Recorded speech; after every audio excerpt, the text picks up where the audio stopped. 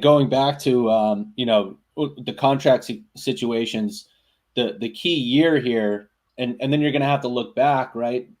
Is going to be the 25-26 year. That's when Tatum's supermax is going to kick in. His projected salary is going to be $57.5 million. That goes along with Brown's 56, and then Porzingis is 30. So just those three guys alone are going to be 88% of the cap, and it's going to be 72% of the up to the tax threshold. And what's key here is that the very increased tax rates go up at that point. So, for example, and this goes for the repeater tax. So what happens is you have the standard tax rates.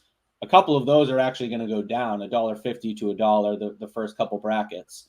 But what happens is the repeaters, which are the ones where if you were in the tax in the previous 3 out of the 4 years, you are in this next entirely new level of tax rates. So, for example, they're about $13 million over the tax right now, right? So they'd be in this third bracket. That one's going to go up from $3.50 for every dollar to $5.50 for every dollar that they're over. Wow. So we're talking about $2 increase? It goes up $2 increase. So it's $5.50 for every dollar. So that's staggering. And what's key here is that, of course, they'd have to be in the tax for the 25-26 year for that to happen. And they're already close just with those 3 contracts. Right. And then you have to look back at the other 4 prior years. Well, they're in the tax last year. They're probably going to be in the tax this year unless they move things around before the end of the regular season. And then it goes into this next year that you're talking about. So they're most likely going to be repeaters unless they dump a lot of salary at some point. So it's going to be really interesting to see what they end up doing to try to avoid this repeater tax. But maybe ownership is just willing to do it if they think that they're true title contenders every year, and it's just worth it to them. And another key about that season, Colin, that 25-26 that we're kind of looking at under a microscope. I mean, they have 3 really key rotation players hitting free agency at the same time. Yeah.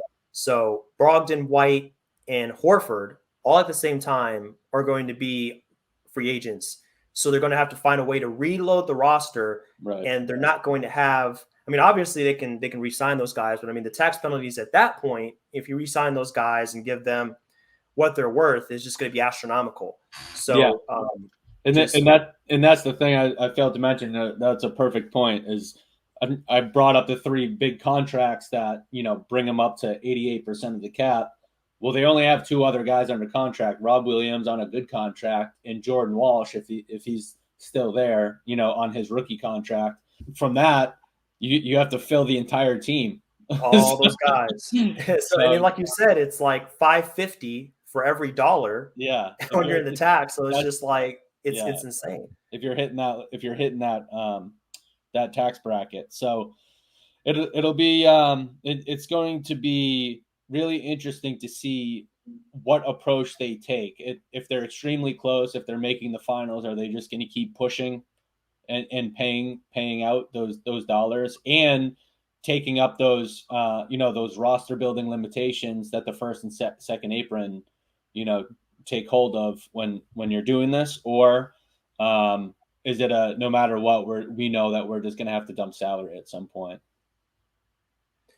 Colin, I think there's an easy solution for the Celtics in this year. All Tatum has to do is just accept that player option, and they can solve a lot of their problems. So. Yeah, that $37 million instead of $57. Yeah, you just waive about $20 million.